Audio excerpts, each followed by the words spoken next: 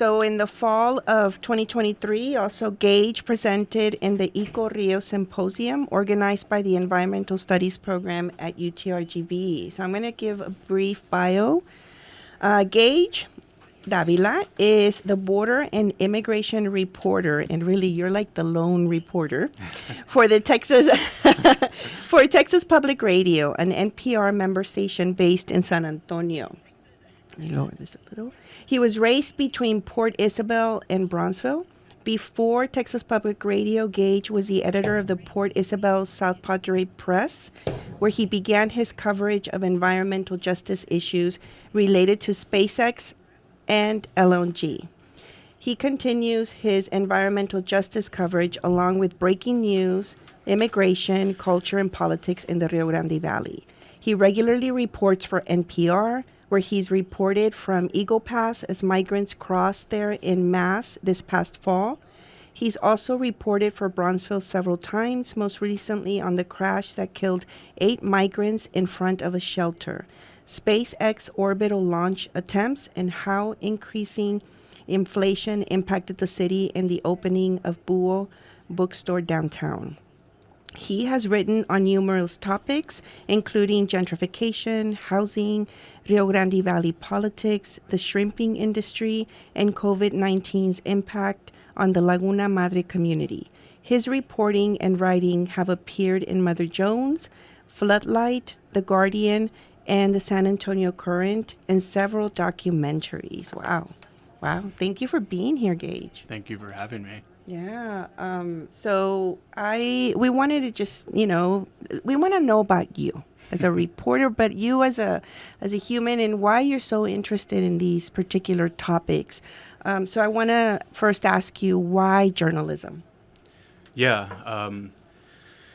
Well, I came from a working class background, grew up in Port Isabel, was raised there, graduated high school there, all of that.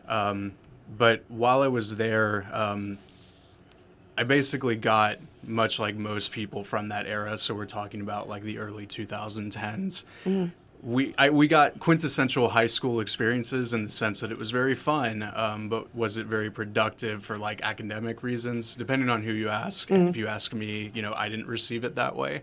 But anyway, what I'm trying to get to is that I had a handful of teachers that had noticed that I was okay at writing and was okay at being able to build narrative structures in English classes. And so through like assignments and essays and presentations, and thanks to a handful of teachers, I was sort of guided towards like, maybe you should try this writing thing.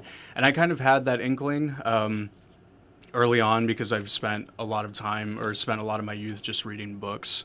And you can just think of any genre. I was pretty into all of it. And I seem to only pay attention in my English classes compared to everything else, because it was just interesting to me. I don't know. It was just it was a way of seeing how other things were documented. And when you grow up in a small town, especially when you grow up in a small town in the valley, like reading is like your best way of trying to see everything because we're so isolated here, right? Yes.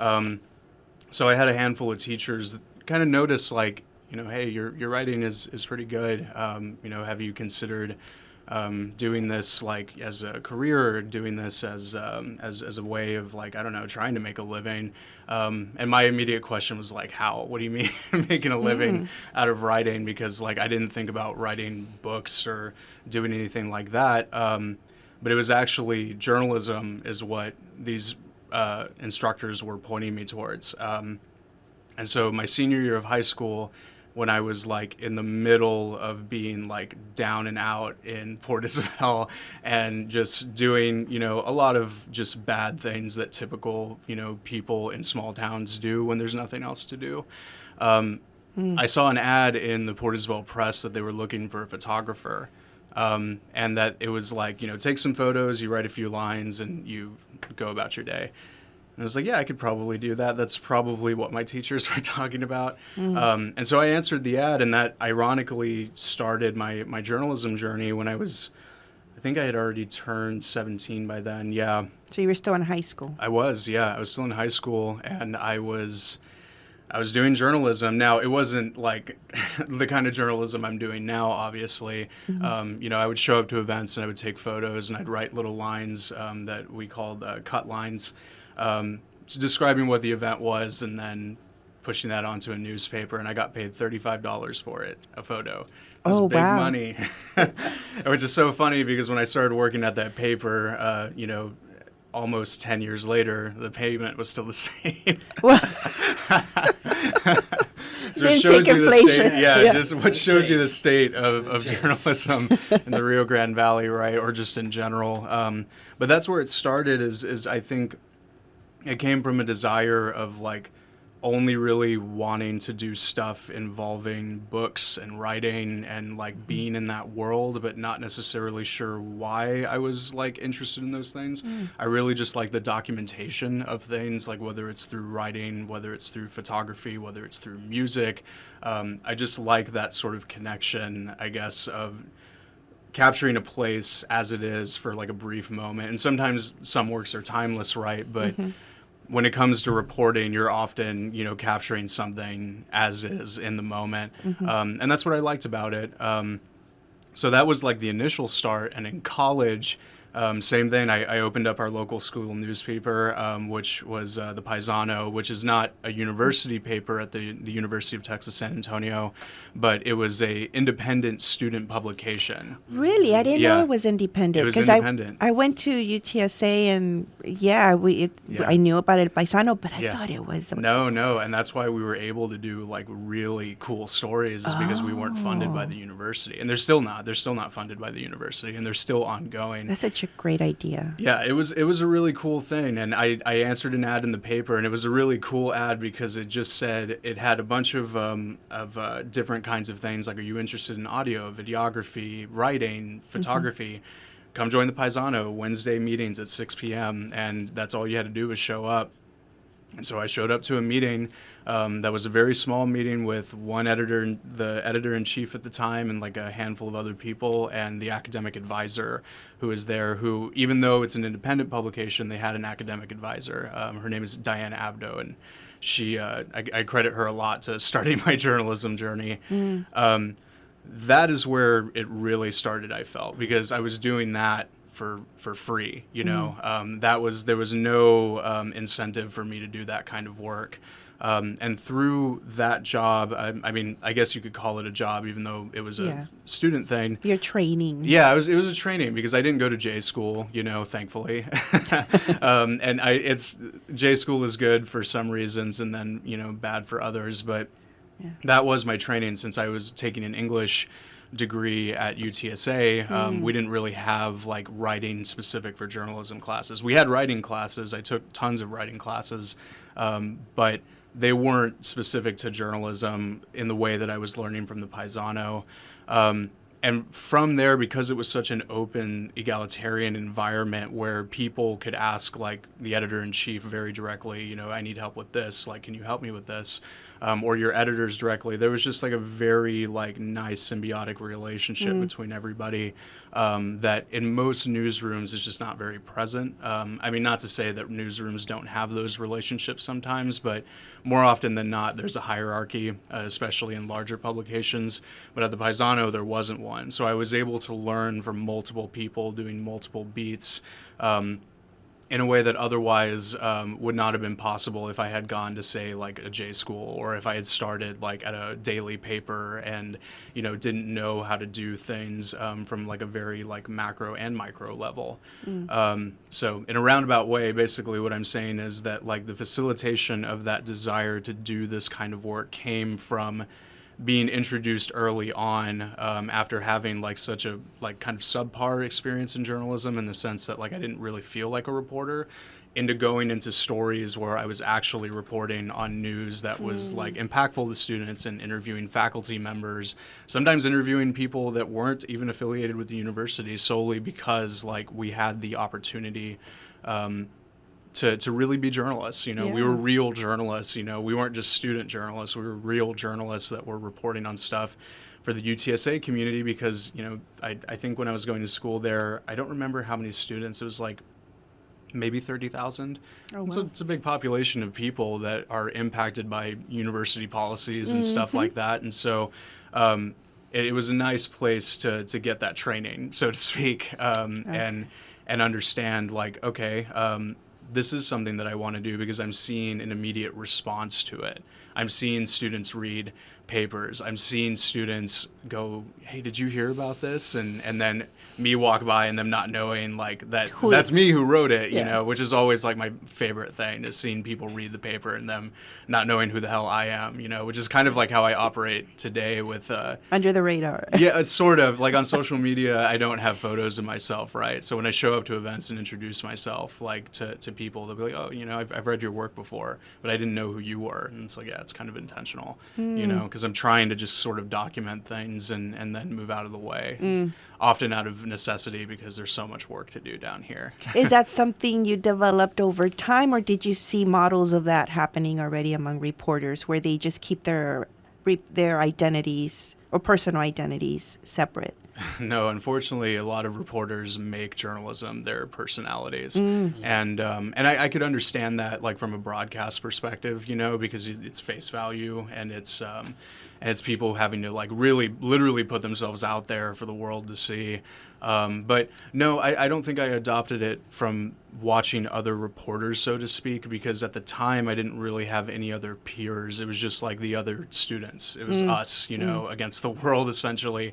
I knew of other reporters. I consumed news, but like, it's not like now where they're like contemporaries or colleagues of mine, where I could actually reach out to people that I admire and I'm like, I really like this work. Like, what do you do like here? And how did you get this?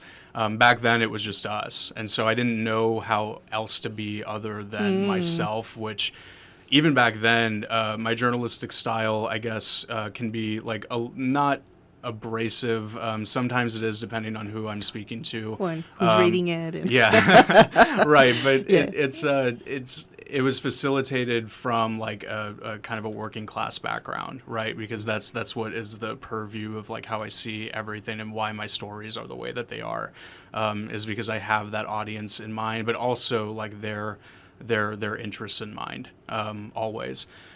So, to answer your question shortly, no, I don't think there was that sort of influence. Now that I've gotten into my, quote unquote professional career as like my first or second, professional journalism job, I'm starting to take things from journalists that I otherwise would not have done previously, not because I wouldn't have, but because I didn't know how to do it. And thankfully, there have been a lot of really great mentors in my life that have bothered to give me the time and are patient with me when I am asking questions about what may be either very esoteric or very like banal things.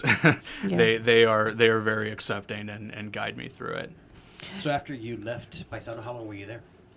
I was there from my sophomore year of UTSA until I graduated.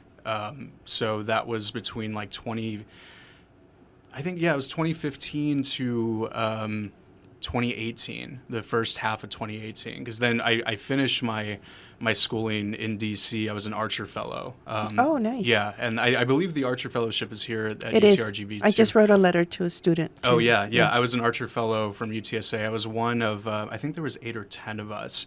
And I gave my academic advisor the largest headache to try to like arrange like all of those, because those courses have to work out for your degree, right? At UTSA, it was called Degree Works. That's where you plug in everything to make sure that it fits for your degree plan. And since I was a double major in political science and English, like it had to like just make sense perfectly. And in order for me to do that, I had to like take summer courses. It was like a whole thing. But I finished out in DC. So before that, I was at the Paisano, and that's where I ended as co-news editor. And so I had started as a staff writer, moved up to be an assistant to the managing editor, and then I was an assistant editor for the news editor, and then I became the co-news editor alongside Sam DeLeon, who he and I had done some really great work together and had a lot of late nights at that paper, which is like, the story of everybody, every journalist who works in newspapers or any publications, just late nights in the newsroom. but yeah, that's how long I was there. And then when I was in DC, I didn't do any journalism. I desperately wanted to. I applied to so many places, including NPR, Oh, wow. including NPR, and heard back from none of them almost. Had made so many phone calls, and was very nearly removed from the program because I couldn't. You have to secure an internship in order to be in the Archer Fellowship program. And so I didn't have an internship like almost like a month and a half in. And so the program director had given me an ultimatum, was like, you have to find one or else you have to go home. And I was just like nearly in tears, like, I cannot go home. I have to make this work. And thankfully, the Library of Congress was so Nice, yeah. forgiving, and that was a really cool job. I really, really enjoyed doing that. It was mostly just transcription work, but I got to meet a lot of really cool people, and I was working in the library. I read all damn day anyway, so it was, I know exactly And how they it hold so many great. I mean, it's just because I've been looking at USA, the jobs and the archivist, Yeah. and it's like they always pop up.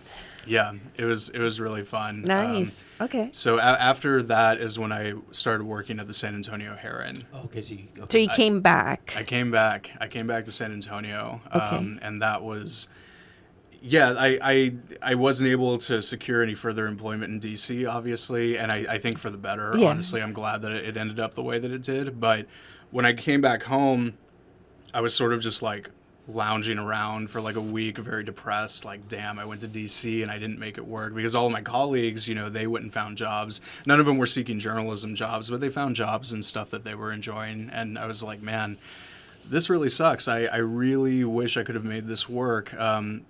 So I applied initially to the Brownsville Herald, and it didn't go anywhere from what I remember. I remember getting a response and that they were mildly interested, but that it didn't necessarily pan out. But I did reach out to the editor of the San Antonio Heron, Ben Olivo, who is now at the Seattle Times, and he thankfully responded. And I had written a story about the Alamo Restoration Project, which is currently ongoing, but I wrote about it while I was at the Paisano.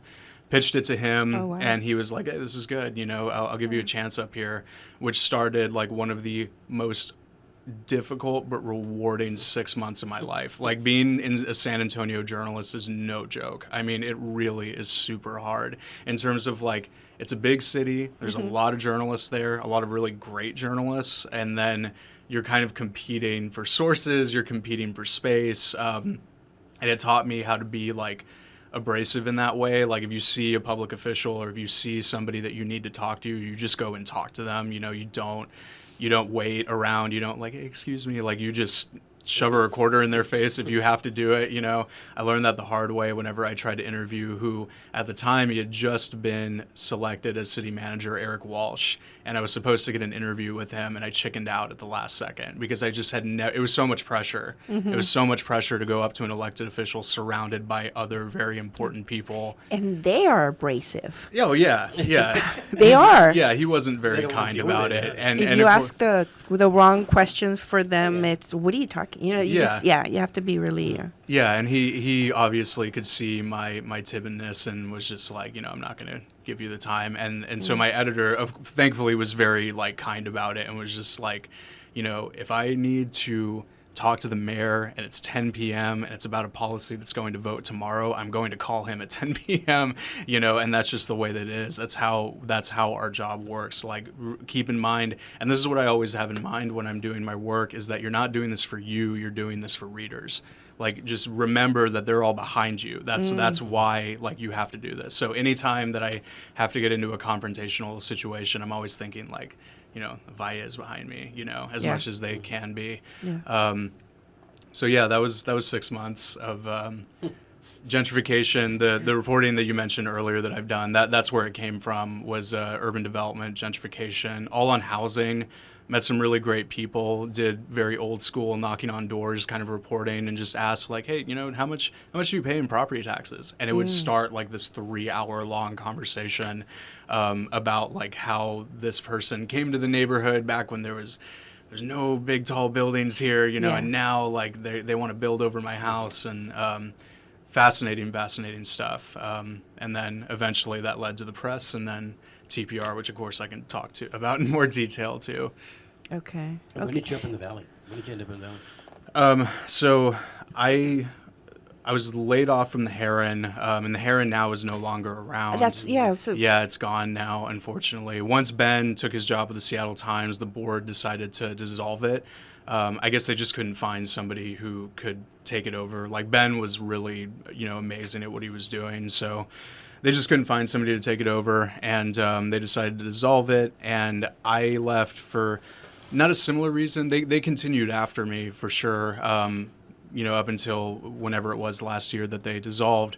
But they just didn't have the money for me. And I kind of knew it was coming, but I was still like not totally prepared for it. I had an apartment in South San Antonio that I had just gotten. I had just put like a 12-month lease on it. Ouch. And I had only gotten that lease because the landlord had gone to J school, ironically, but now she was a realtor.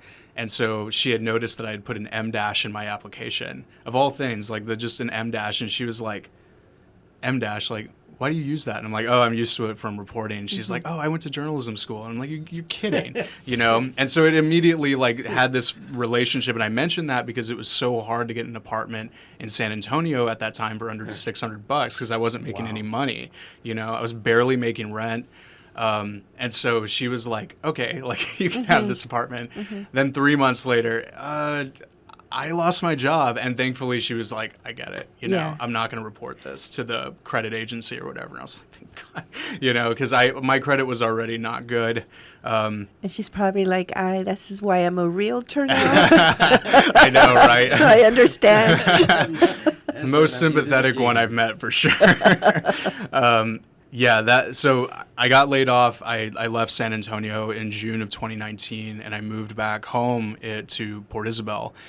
And that's where I tried the Brownsville Herald again. Okay. And so I had applied. They had an open position because a reporter that was there had just left, I believe. And so I got there, and I started mad dashing applications for Brownsville Herald. I was looking at places back in San Antonio, ironically enough. And I had actually did get an offer from the Herald, but then at the same time, because I was just sort of lounging around at home and not really doing anything, super depressed, I was like, well, maybe I can go freelance for the Port Isabel Press and keep my portfolio, active. And so I started doing stories, and immediately the first story I did was about ICE raids in Laguna Madre businesses. And this was during the time, of course, during like the Trump presidency. And so like as soon as I hit the ground running, I was like, oh man, I still really want to do this sort of thing. But of course, like I didn't have like a salary job. It was just freelancing. So I did that story, and I did a couple others that were kind of inconsequential. And the editor at the time wanted to go back to school or wanted to pursue another opportunity, and was like, hey man, do you want my job? And I was like, oh man. Wow. And the Herald had just offered me a job. They had just offered me a job. And I was like, oh man, I've got to really decide, am I going to be like a Brownsville boy again, or am I going to like stay home? And ultimately I ended up staying home for a lot of reasons, but I think the chief reason was that I knew I'd have complete control over my writing and my content, which has its good and bad, right? Like I didn't have anybody overseeing me, so to speak. So like nobody was totally editing my work for mistakes other than my publisher. But that's how I ended up back there. And I believe I think I first started there in like July. July of 2019 or maybe the first week of August. And I stayed there until I think September of 2021. I was there for almost a full 2 years. And right when I got there is when the pandemic started. And it was hell. It was so awful. A lot of sleepless nights. I covered the pandemic and the winter freeze as editor of the Port Isabel Press, and that was, I mean, literally sleeping in my car, to keep warm, or like sleeping at the office so I can make deadlines. I mean, it was awful, and I was being paid basically nothing. So yeah, that's how I came back. It was rewarding in a lot of ways because I got to connect with my community in a way that I hadn't previously. And I still feel those connections whenever I go back into town. People still do remember me, and people still do I think appreciate what I did for that like very awful period of time, because people were dying, people were getting sick. I got sick. My life has not been the same since I got COVID, and I did that because like I felt it was important to keep that community in particular informed. I didn't necessarily care about the rest of the world when I was working there. How could you? It was a local newspaper, but it was in service to those people because those people facilitated my upbringing. And as I get older, I realize more than anything else, and I don't think it's unique to me, that you're searching for yourself as you get older, and you realize over and over again that you've always been the same, that you've been kind of running away from it, and then you want to go back to that old version of you. And that old version of me is somebody who really loves being from the valley, being from a coastal town, and that job allowed me to like fully embrace that in a way that was like, I don't think I get that same experience at TPR. So as awful as it was, in some ways, I'm so glad that I did it, and I still dream about it sometimes. Like I'll wake up and I'm like, oh, thank God I don't work there anymore. Like, so awful. But you gave back, right? I did, yeah. You mentioned that you saw your community differently when you returned. Can you elaborate a little bit on that? Yeah. It's something that like I think about even still to this day. Like, it was different when I came back, only in the sense that like the people were gone. Like all the people that I grew up with were mostly gone. There's still some people there that I grew up with that are still living there, and I talk to them when I can, or if I run into them, I'm always wanting to say hi. But it's different in the sense that like the time, the context, the people of the past are gone. And I think about that a lot because I saw something not too long ago on Facebook that talked about like you could go back to the past but nobody's there, and I thought that was such like a profound thing that I had never thought about.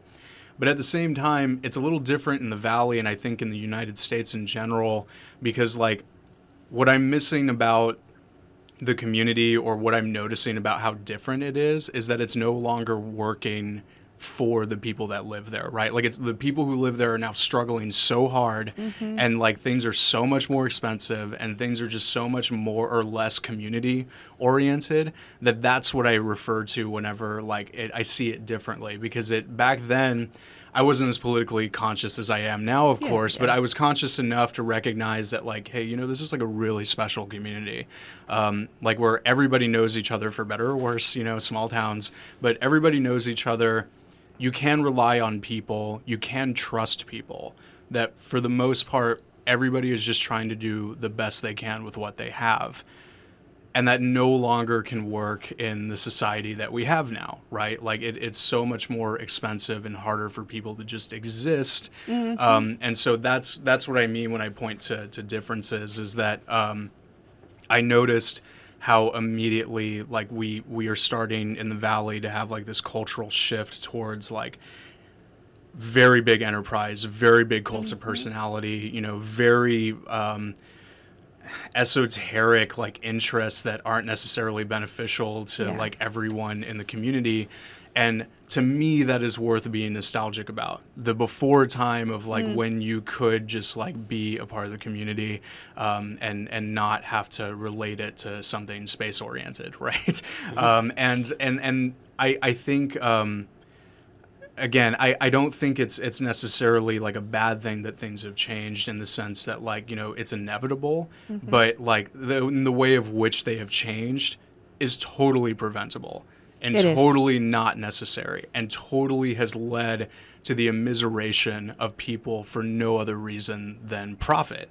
And so I noticed that moving back, and that's what my attention has always been to, and what I was talking about earlier about like having like a working class solidarity in my reporting, and trying to, as best as I can and as best as I can get away with, report on things that are important for that class of people, and keeping them in mind always whenever I'm reporting on things. I myself am the first to admit that I'm not the best at doing it, because I'm so inundated with work that sometimes I can't devote the time that I really want to. And I think that's true for all journalists here that really want to like do good work, you know. It's not their fault, so to speak. Yeah. Sometimes they're just like really under bad constraints and make no money and are so stressed out that they just don't have time to, you know, devote themselves to a community of people when they themselves can like barely get out of bed in the morning. So yeah, that's the change that I'm referring to is like higher housing costs, people not being able to afford basic things anymore, and this community's elected leaderships, for whatever reason, very straight arrowed approach to trying to be something that it very much is not. And what I mean is... Yeah, can you explain that a little bit? Yeah, what I mean is that, like, I have an ongoing theory that elected officials here, you know, they visit the valley, or not here, I'm sorry, but from other places, they'll visit the valley and they'll be like, man, I really, really like what's happening here in the valley. Like, the valley is doing really amazing things. But if you go down, like, I forget the highway that goes from Harlingen to McAllen, but if you go down there from, like, Mercedes to McAllen, and you just see like endless chains, endless like urban sprawl, endless like just capital, right? Just I feel like that's what they're talking about, because they can't do that in their own cities anymore. You know, they can do it outwardly. They can do it outwardly in the sense that like you can develop more suburbs, but you can't do it in city centers anymore. You can't do it as close as possible to the cities anymore. And that's what I kind of mean is that like these city leaders will like go to other like places in Texas and be like, man, I really wish like Brownsville or McAllen looked like that. Like we should put like, you know, whatever, this like 14th coffee shop, you know, in McAllen, you know, like right here, let's like, there's 7 on Nolana, let's add 2 more, you know. Like when I moved to McAllen, like that human being on Nolana was like like it was just dirt. And now it's like already operational, right? And I only moved there less than half a year ago. And so I guess that's what I'm kind of referring to, is that like it's just this very like one-track mind to try to like convince themselves that the most chain, the most business, the most whatever leads to a more like better community for like the rest of Rio Grande Valley residents, and this is obviously not the case. You know, it's not benefiting anybody as much as some people might think it might benefit them because it gives them more options. It's not actually more options, it's just more place to waste money. Well, it's the only perspective that we see here, and we've seen for a very long time, right? Where it's just, how do we profit, right? So everything is from that perspective, and then who are the ones that profit? You know, because it's not coming down to the community. It's not. We're still seeing the same struggles. It's been going on the valley has been sold and resold, right? And there's we're seeing so many land grabs. I mean, I always remind my students. We're talking about. I teach environmental studies, and I talk to them about land and the different meanings of land. And I always go back to the example of, you know, hey, do you own a house, or does your family own a house? And they're like, yeah, you know, they're very proud of, you know, owning a house. I'm like, but is the house really yours? Yeah. You know, once you stop paying those taxes, what happens? Right? You know, and it's so easy. It's so easy to get your house, foreclosed. I mean, it's so easy. Oh, and removed by the county or taken from the county. Yeah. I was reading one of your stories on LNG. Yeah. And how, I should have written down the names of the companies, but there's one company who is part of that whole, you know, those agents that are kind of surrounding that. They want the land down here so that they can expand. But there was one property that they want to cut through, but they were trying to reach out to the property owners, which was a couple. It sounded like it was a couple. I think so. What I mean, for me, what was so impressive about that story was that the audacity that they have to say, hey, nobody's responding to us, and we want to buy this property. And because they're not reaching out they're not answering or responding, now we're going to go through the courts and try and get this land through eminent domain. Yeah. Right. And it's what makes them feel that they have that right, but it's historical, right? Yeah. It's historical. It's been done so many times. And what impresses me the most is that the local officials who are elected don't seem to ignore that Yeah. history. Yeah. I can't imagine that they don't know enough about history, or at least something, to be able to say, hey, we're reselling this land, right? Yeah. We're being exploited once again. I don't know. Maybe you can give us a glimpse into that. Yeah, it's something I think about often. And yeah, that story in particular is a really good example of like culturally what the Valley is in a political sense. Obviously, these are companies that are not from the Valley that were attempting to do this eminent domain. And in a funny, it's so funny that like the landowners in almost like typical Valley fashion Yes. aren't answering any phone calls or like any letters they get in the mail. Like, and no me importa. It's like it's easier. it's fine, and so that story is a really good example because it's like but it was still a local judge, a federal judge at that, but a local judge that said this isn't necessary to do. It doesn't necessarily mean that won't happen, but for the time being, the way that they were trying to approach it was not correct. And it reminds me of something that like you were talking about how the Valley has been enduring this for a long time, in terms of like the selling, reselling, and the idea of like big companies bringing lots of jobs, and therefore we will finally be out of like this immiseration, right? And I think in no place that I've ever seen anywhere that I've lived or traveled is a more cynical and neoliberal politics than what is here in the Rio Grande Valley. And what I mean by that is that it is a anti-politics. It is a politics of not wanting to actually do politics. It's a politics that has resigned itself out of cynicism, thinking that business and capital is the way that will solve all of our issues, that it no longer is serving the people anymore. And that's where you can see a lot of my reporting is directed towards. And I think that speaks to why so many people, like a year or so ago, people were talking about like the red wave, that like Republicanism was going to be like, taking over the Valley, that people were tired of the Democratic Party. That is related in a way, because what I think is happening is that people are finally like, they've resigned themselves from politics because they see that it is no longer working for them. It doesn't serve them. And so they see a party that is like, oh, it's speaking to these things, right? But it's not only just speaking to those things, it's also acting in an anti-political way. What is Myra Flores' like campaign slogan? God, family, country, right? Obviously, for most people, like I guess in an academic sense or like in a journalistic sense, you read that and you're like, that is extremely political. Yeah. But for people who live in the Valley, that is just life. Yeah. And so they no longer want a political understanding of life, because so often locally elected officials have not given them any politics to work with. And so they have resigned themselves to and are attracted to this republicanism because it offers, hey, you know what? This is the life that I'm already living. I might as well just vote for this candidate. A candidate that is offering no real policy. No. And Republican, and it's not just Myra Flores, it's just Republicans in South Texas in general are not really offering any real policy. But it's attractive because, again, they are not interested politically because locally politics has not been offered to them. And it's not even offered by the educational institutions either. No, it's not. It's not being taught. No, and that's a politics of cynicism. That is a politics that has resigned itself to thinking that like we are no longer going to try to help our citizens anymore.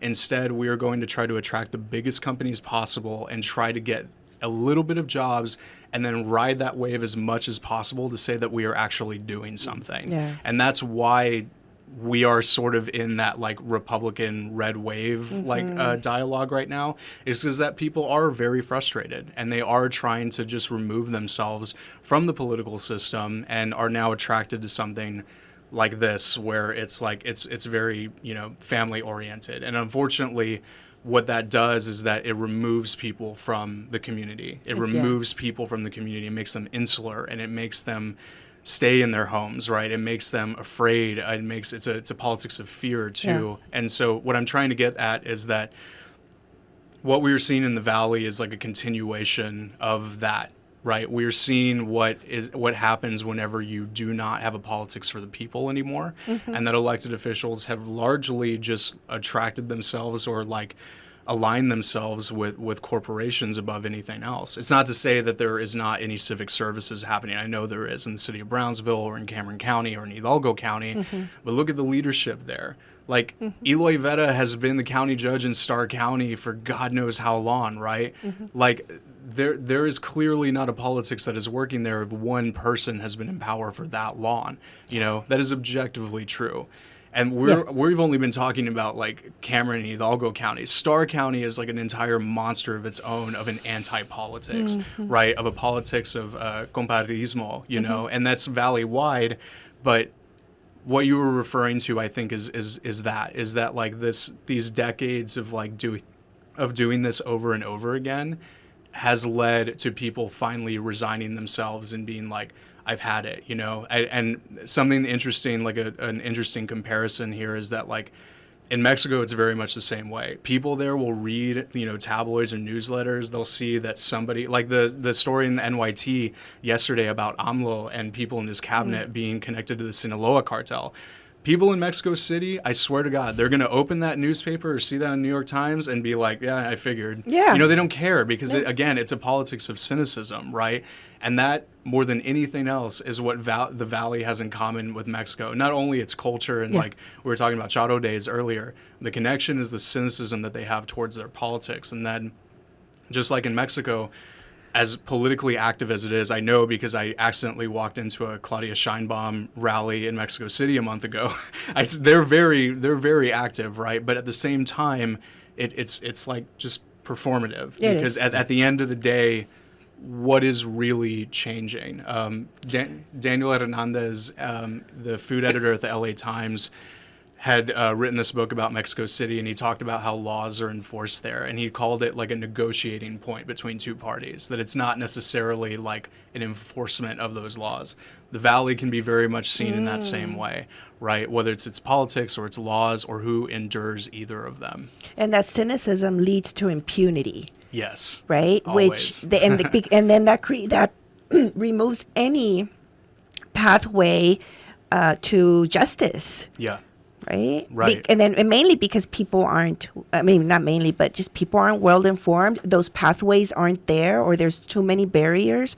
Yeah. So it could, I mean, it's dangerous. It is. And while saying all of that, I still report all the time on people who are very much still fighting the fight. There's still an active, you know, advocacy and organizing scene here that will not allow cynical politics to reign. I don't allow it to reign myself. I'm very much a follower of Baldwin in the sense that like I cannot, like I literally cannot be cynical about it. As much as I am tempted to, like there's quite literally, and you know, verbatim of his quote, there is no reason to be alive if you are cynical about it. And organizers here locally think that too, and that's why I continue to report on these things, because I can't let it die, even though reporting and journalism in general is not working in the way that it should, and not in the current way that it's structured. And that's what my next question is. Yeah. So you mentioned that we are isolated. Yeah. Right. The Valley has been isolated, and in so many ways, right? Not just economically, but just in so many different ways. One of the ways that we're seeing now, and I think you can answer to this, is through journalism, right? You mentioned that there's very few journalists on the ground. Yeah. And then, you know, Ames, I believe it's Ames Media, consolidated all the newspapers. Yeah. Maybe there's still a few out there that are not part of that, but I know it's Brownsville Herald, the Monitor, Valley Morning Star, and the Valley Star. What is at stake, right? I mean, going back to the cynicism, I mean, how does that then play a role in the lack of information that the public is receiving? Yeah, this question like leaves me up at night all the time, because we saw the consolidation of AIM Media. We saw that they killed one of their papers. They actually had another paper called the Mid-Valley Town Crier in Weslaco, and they killed that paper a couple years ago, I think, or a year or so ago. and that they're only printing on Wednesday and Saturdays Oh, wow. now, I think. Yeah. And that, you notice that Channel 5 and Channel 4 and 23, like there's less and less journalists going out onto the field, and the quality of the work across the board isn't what it used to be. I remember when Will Ripley used to be a reporter here. Oh, yes. Man, he was the man. He's now like a CNN CNN, right? correspondent in, I want to say Taiwan or Hong Kong. That guy was the man. He was doing amazing reporting here, and I don't think that is necessarily gone, but again, the context of which he was doing that reporting and the support that he had back then compared to what we have now, which is very little, it's night and day. And again, I do not personally blame reporters here for No. what stories they do or do not do, because I have lived what it's like to like suffer, in terms of like really trying to get good stories out, but you can't because you haven't eaten in like 2 days or you haven't slept in 3 days, or that like you are so into like a coffee and cigarette binge to try to get like through the night that like you can't even think about anything else. So like I get it, right? And so it's more like to what your question is, like I think the risk is that like what we're seeing across news publications across the country, like it very much is present in the Valley, but like in a little more of a quiet way. Like WAMU in DC, and the DCist just this morning laid off 15 people, and the DCist is going to be completely shuttered. Vice.com is soon to Yeah. not have a website anymore, and they're laying off people. The Intercept just laid off people. I survived a round of layoffs very, very narrowly just last year. It's hard to say like what it means to the future of journalism in the Valley, or like what it means like to journalism and like elected official accountability, because like it's not happening either way. And what I mean is that it's not that people are not reporting on elected officials and like trying to keep them accountable. They very much are. It just doesn't matter. People still continue to do what they do because what you mentioned earlier about the impunity. Because while we could go all day long talking about like this, that, or the other, it doesn't matter. I did a story about the space businesses in Brownsville and how like the city of Brownsville and the Greater Brownsville Incentives Corporation had propped up these space businesses that were supposed to be the future of the city of Brownsville, including flying taxi cars in 2025. None of those companies exist anymore. And the city of Brownsville has said nothing about it. And there was a loss too, right? Yes. Some of them took the money and Yes. they're nothing. Yeah. Like over $2 million Yeah. of city money being given to this company or to one of these companies, and them just literally running away with it. That's literally taxpayer money, right? And nothing happened. Nothing happened. Yeah. And that to me showed, damn, like we're really up against something like really, really like, I don't know how else to call it, but like evil in a way, you Yeah, know, insidious. because It's evil, insidious. or insidious is a better word. Yeah. And I think that's more of what my answer is than anything else. It's like, I don't blame the journalists. In No. some ways, I don't even blame the administrative people in news organizations, because like they have overseers that I think are much more to blame than them. It's more of like the attitude of that impunity that, like, again, I do a story like that's like 4,000 words. I interview a bunch of people. I try to talk to City of Brownsville officials about it, and it just goes away, you know? And that's like, it's very disheartening. And I'm sure people like people that are working currently in the Valley feel that very same way, where they've tried to do investigations, because I've seen them. I've seen like some really great stuff on Channel 5, and I've seen some really great stuff in the Monitor.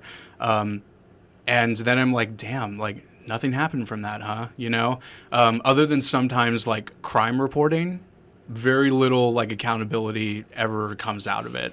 Right. And that's usually like a very narrow, S thing, where like the city was already working on trying to like bring charges to somebody. And then, we just happen to report on it. We collectively as journalists, Yeah.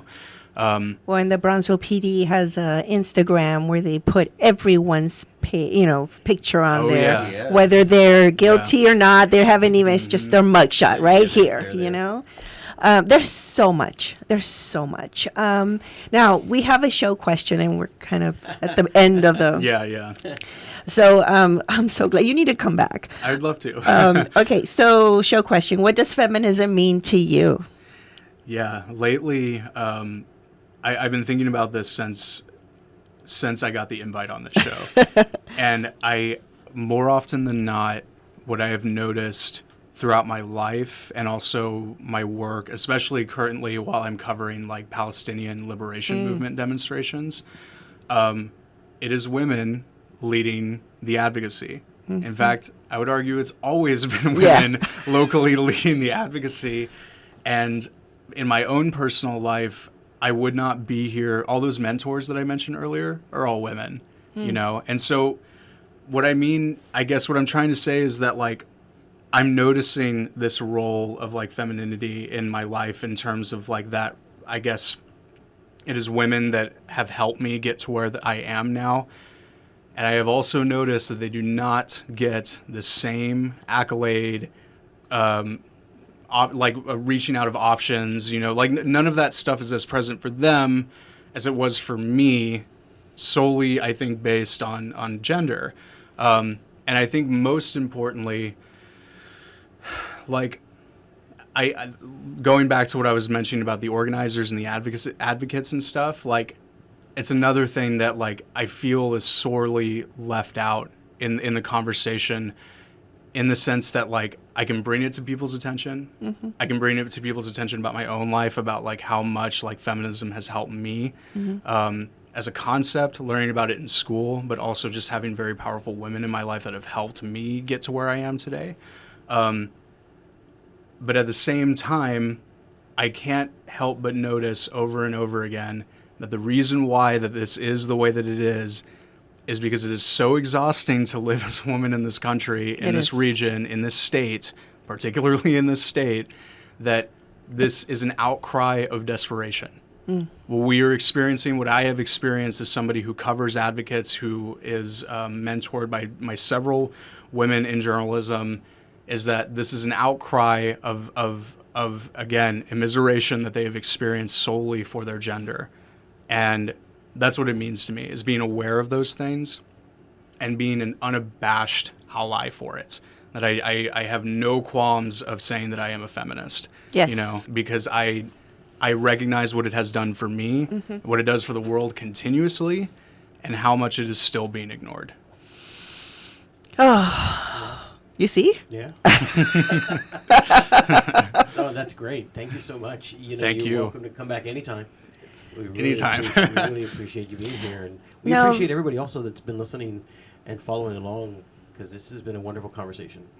It has. I think it needs a part 2 whenever you're down for it. There's just so much. There's so much going on. We didn't even get into Texas Public Radio, you know, and your experience there. And yeah, and then your what class did you wake up for at 4 a.m? Jiu-jitsu. Jiu-jitsu. I don't know if I want to talk about jiu-jitsu. I suck. 4 years of it, and I still am not good. But you're still at it. I'm still at it, yeah. Go on. Yeah. No, thank you so much for being here. I was really excited to have you. I've been excited about your work because one, it's my area. I am in my own advocacy and activism. Mine is in the classroom, right? Yeah. So we all have our different areas, and mine is there. And so reading your work and also sharing it with my students and unpacking it, and it's always a pleasure. So thank you for continuing. Don't give up the writing. Just continue. Try not to. We need you. No, we do. We knew. Yeah. I mean, it's our First Amendment.